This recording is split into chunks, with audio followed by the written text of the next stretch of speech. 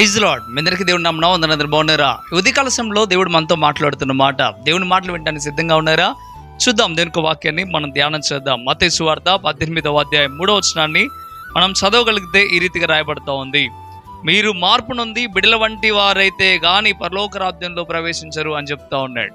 యేసు ప్రభు వారు చెప్తున్న మాట ఏంటయ్యా అంటే, మీరు మార్పు నొంది అంటున్నాడు. మీరు అనగా ప్రతి ఒక్క మనిషి మార్పు నొందాలి అని కోరుకుంటా ఉన్నాడు. మరి ఎలా మార్పు నొందాలి, ఏ రీతిగా మార్పు నొందాలి అంటే, బిడల వంటి వారిగా మనం మారిపోవాలి. ఎప్పుడైతే బిడల వంటి వారిగా మనం మారిపోతామో అప్పుడు మన పరలోక రాజ్యం చేరతాం. అదేంటంటే పెద్దవాళ్ళుగా ఉన్నాం, పిల్లలుగా ఎలా మారిపోతాం అనే ఆలోచన చేస్తూ ఉన్నారా?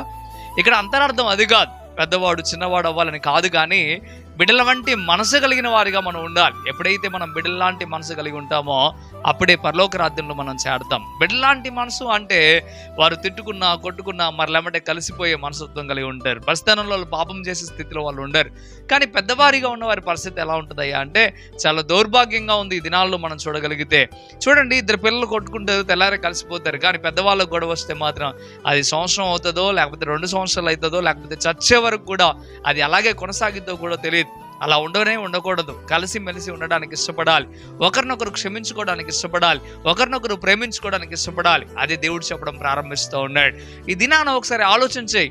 దేవుడు స్పష్టంగా మాట్లాడుతూ ఉన్నమాట, క్షమించే మనసు నీకుందా, ప్రేమించే మనసు నీకుందా? అది బిడ్డలకు ఉంది. బిడ్డలాంటి మనసు నువ్వు కూడా కలిగి ఉన్నట్లయితే పరలోక రాజ్యంలో స్థానం సంపాదిస్తావు. చాలా మందికి ఆశ ఉంటుంది, నేను చనిపోతే పరలోక రాజ్యం చేరాలని, నేను నరకానికి వెళ్ళకూడదు ఇదిగో అనే ఆలోచన చాలా మందికి ఉంటుంది. కానీ అది నెరవేర్పులోనికి పెట్టట్లేదు. ఎలాగా అంటే, ప్రేమ కలిగిన వారిగా నువ్వు ఎప్పుడైతే ఉంటావో, నిన్ను వల్ల నీ పొరుగు వారిని ప్రేమించే స్థితిలో నువ్వు ఎప్పుడైతే ఉంటావో అప్పుడు మాత్రమే నువ్వు పరలోక రాజ్యం చేరగలుగుతావు. పిల్లల్ని చూడండి, వారికి ఏదైనా తినే ఆహార పదార్థం ఇస్తే పక్కన వాళ్ళకి పంచకుండా వాళ్ళు తినరండి. నువ్వైతే నేనైతే దాచుకొని తింటా ఉంటాం.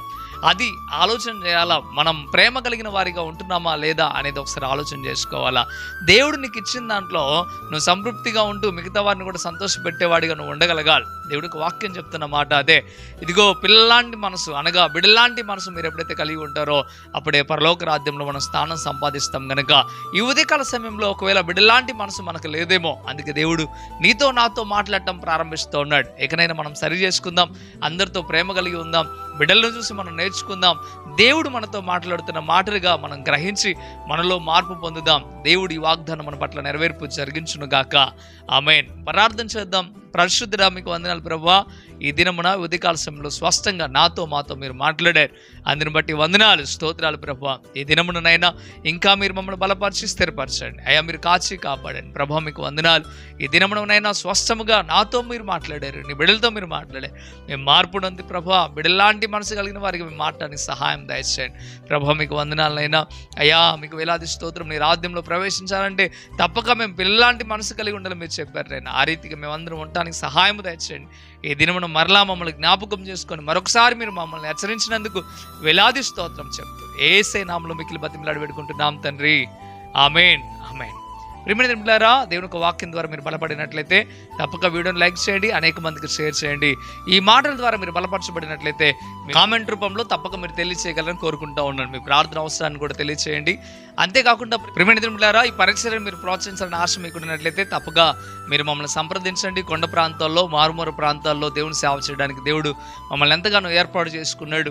మీకు కూడా ఒకవేళ ఈ పరీక్షల్లో పాలుభాగస్తులై ఉండాలి అనే ఆశ మీకు ఉన్నట్లయితే తప్పక మీరు మమ్మల్ని సంప్రదించండి, మీకు అనేకమైన విషయాలు తెలియచేస్తాం. అదే రీతిగా ఈ పరిచయం గురించి మీరు తప్పక ప్రార్థన చేయగలరని కోరుకుంటూ ఉన్నాను. దేవుడు మిమ్మల్ని దీవించి ఆశీర్వదించి కృప చూపించును గాక. ఆమేన్. God bless you.